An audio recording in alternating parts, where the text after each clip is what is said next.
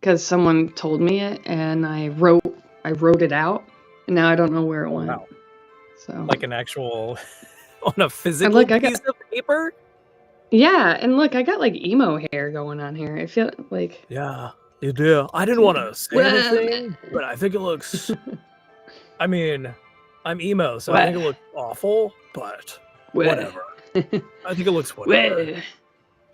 Welcome back, everybody, to Elder Elves. Welcome back. Where we talk about hair and we tell dirty jokes before you tune in. Turdy jokes. Some of them are pretty jokes. We can also talk about this shirt. This is the Earth Kingdom shirt that I got going on.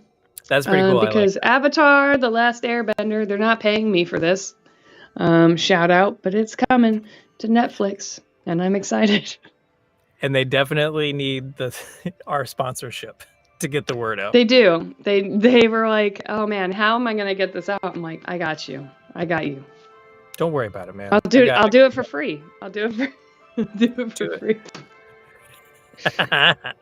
But what we are talking about today is Dungeons and Dragons again, going through our sort of like how-to guide, give or take. Last week we talked about what we liked and what we didn't like and how we got started in it. Oh, you know what I do think? Sort of like how we never gave a trigger warning in our last section of playing games. I do feel like we should say we're aware of how problematic Dungeons and Dragons is as a company, and Hasbro and all of that. Yes. All of that stuff. Yes. It's not okay. It's racist and sexist, and they do bad things to their employees because they don't pay them enough, and the company's not run great. We acknowledge all of that. Mm-hmm. But that doesn't mean that the game still can't be fun and you can't use the mechanics to kind of like make your own thing. So just because we're talking about Dungeons and Dragons doesn't mean we condone anything from the past or the present. Correct. That they have done. Also, I will say that I usually only use these books to build characters and to go, oh, that's an interesting concept. And then I build my own world. I'm a home brewer. Yeah. I've never used. No. I use them for characters. That's basically it. And monsters.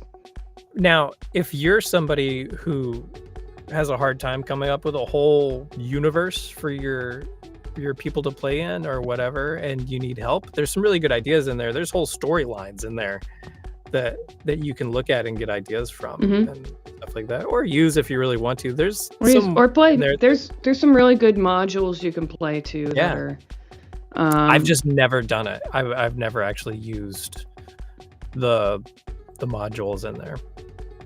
No, I also haven't. I bought modules to run because I had people that wanted to actually play like start to finish a mod. Yeah. So I got I have like 2 of them, and still haven't run them. I'm like, we're gonna do this, so I haven't done it. Oh, which another is basically the best thing about D&D is that you can talk about doing it, and then no one can commit because of their schedules. Yeah, well, it's hard, especially if you're doing something like if you're trying to play a game with north of 4 people, it gets really complicated because everybody has their own life and things going on, and they can't always, not the stars don't always align, as it were. Right. Which is totally fine, but for some people it worked out. But that's one thing, because you were talking about certain rules and certain not, and certain stories that you pick up and take and kind of leave and go. One of like the key things in the book, it says all the rules and everything are just guidelines. Like, you don't have to stick to it. It's not hard-nosed or anything like that. So this game should be fun. It should just be about like imagination and people sharing a story together. That's the cool part. The cool part isn't if you roll bad you don't defeat whatever because the difficulty challenge is too high or anything like that. Hmm. It should be about everybody having an engaging, fun storyline. Yeah. And I mean, there are, you do have groups, that want things that maybe you don't. They want to only be combat driven with the tiny sprinkling of role play. And that's okay. Maybe they're not your people, or you run in a group that's mostly like they just want to tell a story, and the combat portion is, if it happens, it does. If it doesn't, it's not a big deal to them. And if that's not your thing, like you need to have a fight every game, or every other game in order to whatever. I know, I'm sorry, my dog is going ham right now. Yeah, I just think it's funny because it sounds like your dog is having a fight as you're talking about fighting. Yeah. Oh my God, he rolled high. What's nice about this game is that you're going to find people that have your play style. It might take a little bit. The biggest problem that I see, aside from like all the trigger stuff that we talked about, but all the stuff that for the actual playing of it, that people have a hard time, is that a lot of people don't want to be the game master or dungeon master or storyteller. I like to say storyteller because that's what it feels cooler, No one wants to be that role. They want to play in it. They don't want to be the captain of the ship, so to speak. And I get that because it is hard. There's times where I just, I run a game once a month, and there's times where I just want to play. I want to be sitting there playing, doing it, whatever.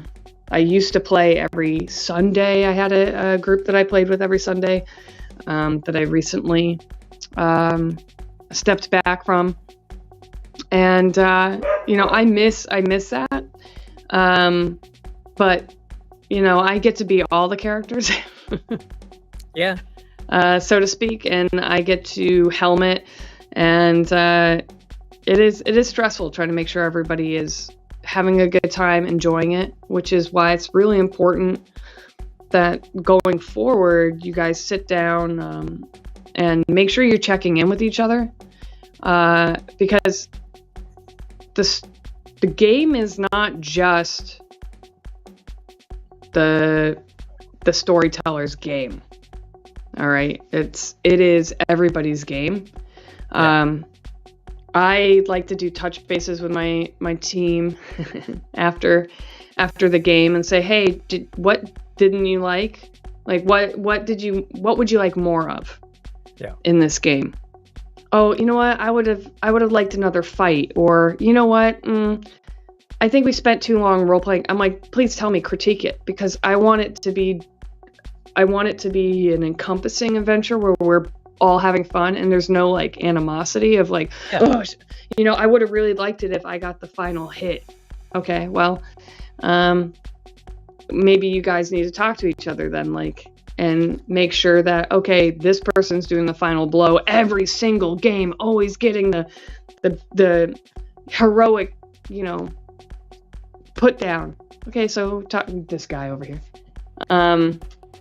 So maybe if you're, I mean, this isn't necessarily talking about like building a character, but yeah, it is important to say if you are spearheading a game, or if you're a player looking at someone who's spearheading a game and maybe you're not having fun, like it is really important that as you're writing the game, kind of as you go, if you have that many people at the table, you have that many characters, and just like, look at like an Avengers movie, or look at like a book that has an ensemble cast, or I'm trying to think of like a TV show that did it really well, maybe Lost, right? Because like everybody does Expanse, that's a perfect one. Because everybody deserves their kind of own story and their own like moments to shine and kind of really like lean into who they are and what they do. So it is pretty important to kind of give everybody that feeling of accountability and autonomy, because that'll make the game go a lot further, and that'll make everybody feel way more invested. And yeah, maybe like for one game, 3 out of 4 people don't have as much to do, but that one person feels very validated, and then next week or whatever, the next person kind of has a turn to, and you kind of guys all sort of go and piggyback off each other. It's really, it's literally team building, because a lot of this stuff would do great building office morale, or like any kind of like business team cohesion, or any kind of cohesion, depending, whatever your team is. But it's all about like give and take, and recognizing that everybody has their own different needs and responsibilities. A lot of people do that when you're building the group too. Like, everybody wants to have their own character and do their own thing, but if you have a party full of fighters, that's a different experience than if you have a well-balanced team with magic people and healers and fighters and antagonists and things like that. It's all about balance, I think. It is. The biggest question, well, not so much question, I guess the biggest thing that people say when I'm like, oh yeah, I play Dungeons & Dragons or whatever, you should play, or you should come and play and sit at a table. I'll run a game for you, whatever. They're always like, well, I'm not, like, I've never played. I don't know where to start. And then they say, I don't know if I'd be good at the imagining thing. And I say, do you read a book? Yeah. Have you read books? What are the kind of books that you like? What are your favorite kinds of books? Are you just a straight up, so you only read biographical books? That's it. And but even if you did only that, you're still imagining that person as these, George Washington crossing Delaware. You're still imagining these things. So you can do it. It's just a matter of like how much you get into it, or So I don't think anybody should feel nervous about playing a game that is that's like this just because it's heavily based on imagination or make believe or creating on the spot. A lot of people say a lot of like what I heard from other people is they could never improvise as another person that much, or like as a character. And it's like, well, I mean, you don't really have to. Like, you can kind of play the character as yourself if you want. Like, you don't have to come up with a completely different person. But if you want to, like, that's the fun part. Like, you can. And a lot of people do it to express themselves. Like, if they feel like they don't really get to be who they want to be, whether that's like a gender identity thing or like a personality identifying thing, they get the chance to express who they actually want to be, which is a whole different like idea behind it, and kind of more like what's a lot of people refer to as like D&D therapy and things like that. But I mean, you shouldn't feel handicapped by the fact that like maybe you aren't as imaginative as the person sitting next to you, is what I'm trying to get at. Yeah. I mean, right in like the introduction, when you get yourself a player's handbook, it tells you that, yeah, it's make believe, right? But D&D is what is going to give you structure. It's a structured storytelling way. Yeah. So there's some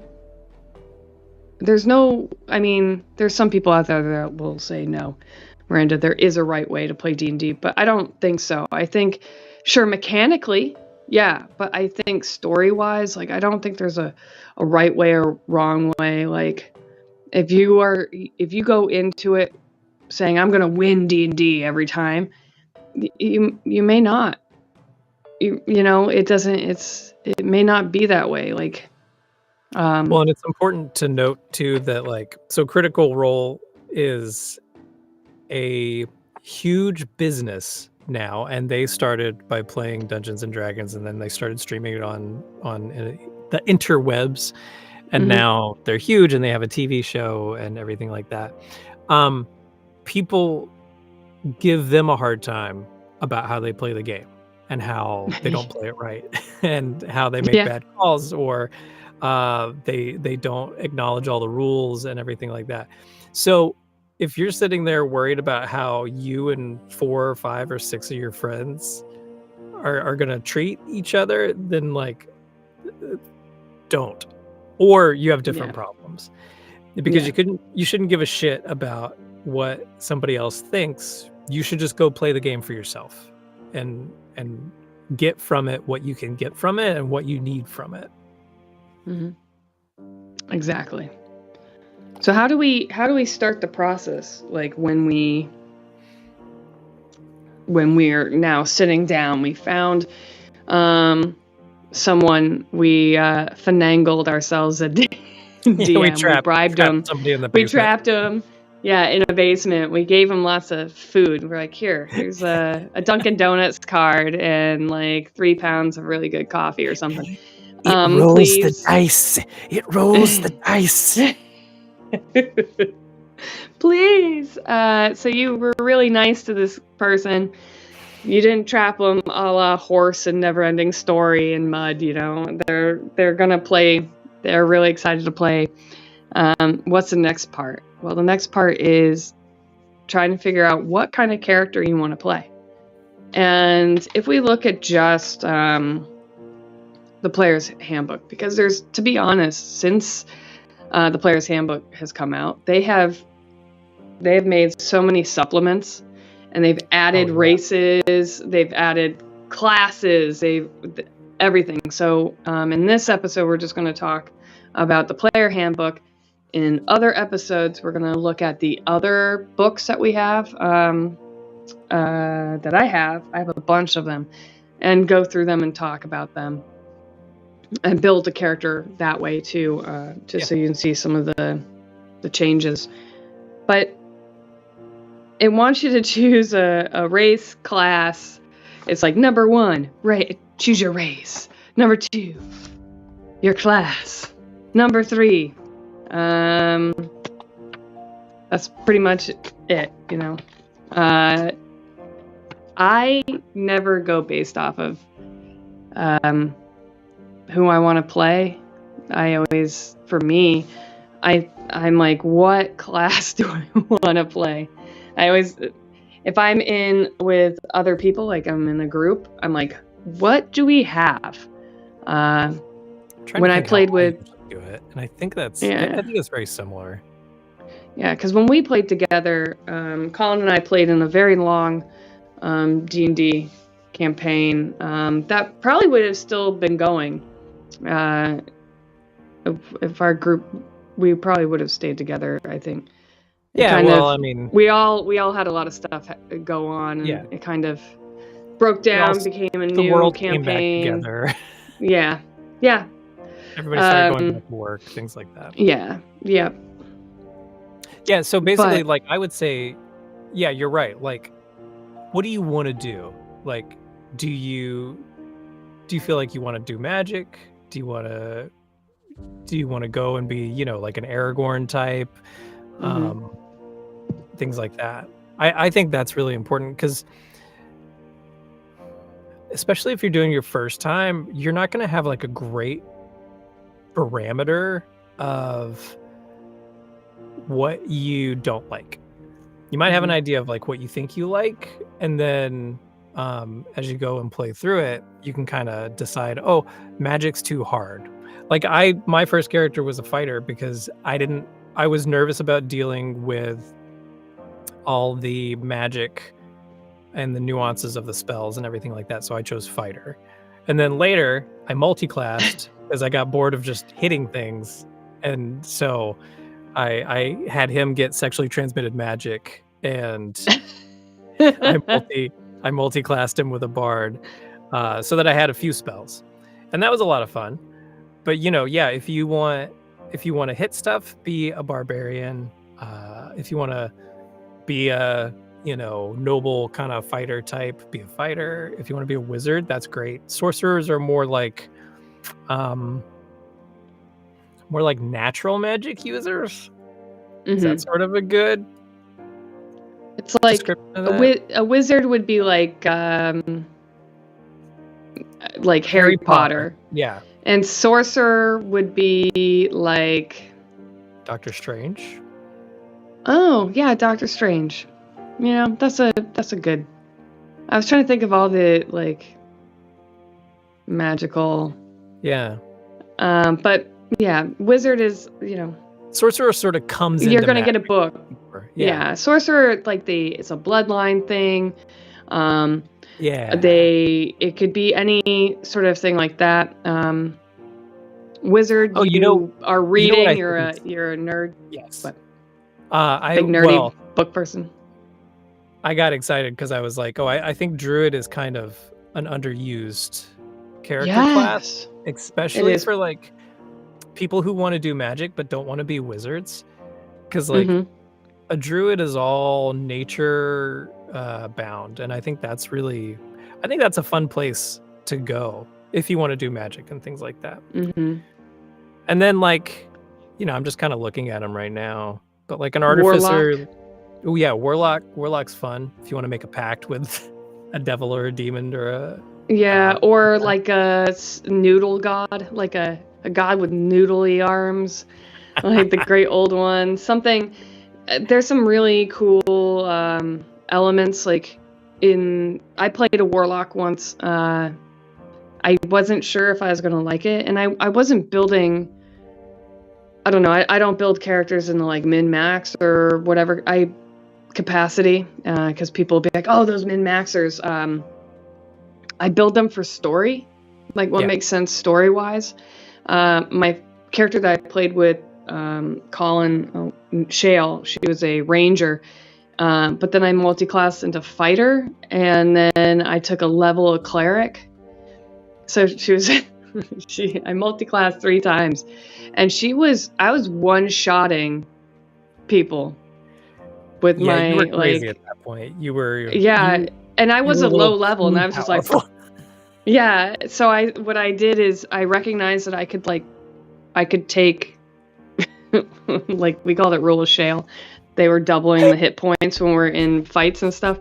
So what I would do is I just stay as a player. I knew that my character was heavy hitting at that point. So I would just stay back and I'd pick off the little guys. Yeah. So that way, and maybe take one shot at the baddie to bring down their HP so everybody else would get in and fight the big bad and win it. And so I always felt like, oh, well, I'm just doing the cleanup, I just want to protect my friends, do the cleanup. I didn't care if I got the like last shot or any of that. I just wanted to make sure no one went down significantly. Yeah. And that's like kind of the stuff that you have to think about. Do I want a character that's like, what kind of style of character? And so when I built my warlock, I was like, it's gonna be interesting. Took my warlock and I was like, wow, I never got hit and died in the first game I played. Second game I played, I died in the first like big battle, like boom, down. I didn't, you have to roll for death, and I was down to my last roll before I got picked up. I was like, oh my God. When I was playing Gawain, my monk, like monks are insane when you get to higher levels, but like the first game I went unconscious because I was trying to do cool stuff, and I basically knocked myself out. You did. It was amazing. Yeah, it was fun to just sort of always throw yourself. I guess that's one thing. Make sure if you're picking a class, like if you want to throw yourself into the middle of the battle, maybe be a barbarian. Don't be something a little bit more agile, because a barbarian's gonna be able to take more hits than a wizard or a paladin. Well, actually, sorry, not like wizard or wizard. Definitely do not throw yourself in the battle when you're a wizard. Then you want to get your it's like a whole thing. Artificer. There's so many different character Artificer's classes. another one that I think's awesome and really Yeah. underused. Because they're like Yep. tinkerers and like magic builders and things like that. Like they're really cool, and I don't see them a whole Mhm. lot. You know, everybody Mm-mm. wants to be like the brave fighter or the wise wizard and things like that. And there's a lot of like really cool classes that you can make really interesting characters with, outside of that Yeah. that people sort of like skim over a little bit. hmm And a lot of people sleep on cleric because they think that you have to be like this like holy person, but you don't have to. Not with the updates and stuff. You don't have to be some sort of priestly person. As a cleric, you could just be like a regular old healer. I wanted to play a. They have these little creatures called kobolds, and I wanted to play a kobold cleric. That's fun. That was actually a dentist and went on this big adventure because he was hired. I should say, they were. They saw an ad for like looking for like medical experience, and so that's why they joined, because they were like, oh, but they can't like they can't really write very well, so like everything is like backwards R's and you know. That's funny. You So how know. about this? Since we're running up on half an hour, let's since you've got second edition and I've never used anything else, I'll make for next time, let's start making a character. I'll make a Okay. 5th edition one. You make Okay. a 2nd edition one. All right. That might be fun. That might be fun for people who know the game but haven't like gone that far back. Yeah, and we can build it in the same class, maybe. See what the differences Oh, are. do you want to do that? Yeah, we can do that. Like we can choose a class, and why don't we? Oh my God, this job. I know. What's up? You're being like bombarded today. Yeah, I let's. know so he's crazy. Let's do that. Let's build it in the same class. We'll figure out all the details offline. And then we'll Yeah. come back next Tuesday and kind of share like Mhm. with the peoples who are listening and watching us. See what we got. Yeah, I Sound think that sounds fun to me. Does it sound fun to you, everyone? Hey, do I that think they thing where you said leave it in yes. the comments below. Leave it in the comments so the algorithm likes us more. And then, you know, all the other stuff that people say when they stream and post videos. One thing Yes. you should do is like and subscribe us. I know that much. You can find us all over the internet at the Elder Elves. That's Elves, ELFS, by the way. Not spelled correctly. We are aware of that. We thought it was funny. I like it. My name's It was Colin hilarious. Carlton. You can find me social media, Colin Carlton VO, all over, or colincarlton.com. Your obscure abrasion. 'Tis I, Obscure Abrasion. You can find me on all the social things that way. And if you can't, well, I don't know. If you put my handle into Google, I found myself pretty quick. So Yeah. I don't know what that says. It's Google. I'm pretty easy on Google. There's a Colin Carlton in Hamilton, Canada. No relation. Don't know what that guy does. I'm sure he's very nice. There might be another one, but otherwise, you pretty much just find me. Where else can we find you right now, Colin? Oh, you know, if you want, there's a series on YouTube called Domain: The Battle of Two Rifts. That is, the final episodes of this season has definitely probably come out by now, but it's a great story. I do some voiceover work in that. They're really cool people. They are Canadian, just as a little side note. But Shady Online spelled with a number 1, is where you can go find that on YouTube. Domain Battle of Two Rifts. So yeah, go find me there. I voice Torch. That's fun. Thanks for bringing that up. I always forget to like kind of promote the things that I'm in. That was nice of you. You're welcome, buddy. Awesome possum. Okay, everybody. See you next